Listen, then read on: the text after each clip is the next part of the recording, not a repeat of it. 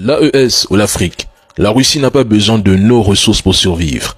Elle a des ressources naturelles estimées à 75 000 milliards de dollars. La Russie a le potentiel de dominer l'industrie minière mondiale. La Russie possède des matières premières que l'Occident convoite pour leur valeur économique, mais aussi pour leur rôle critique dans les industries modernes et la sécurité énergétique. Les matières premières africaines ne sont pas un besoin vital pour Moscou, contrairement à l'Occident qui dépend fortement des nôtres. La Russie est une superpuissance énergétique et minière, c'est un fait.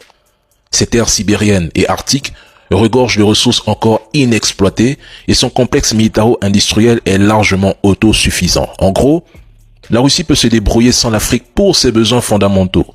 Et c'est ce qu'elle fait depuis des décennies, bien avant et bien après les pseudo-indépendances africaines. Elle ne nous a jamais pillés ni volés, et ce n'est certainement pas aujourd'hui en 2025 qu'elle commencerait. L'Occident, en revanche, est dans une position précaire. L'Europe dépend de l'Afrique pour des ressources critiques. Sans ces approvisionnements, les industries européennes s'effondreraient. Dans le cas de l'AES, les États-Unis, bien que moins dépendants, convoitent ces ressources pour contrer la Chine qui a verrouillé une bonne partie des chaînes d'approvisionnement africaines. Donc, dire que la Russie n'a pas besoin de l'Afrique pour survivre ne signifie pas qu'elle n'y a aucun intérêt. Sa présence en Afrique est purement géopolitique. Elle veut affaiblir l'influence occidentale tout en sécurisant des leviers stratégiques.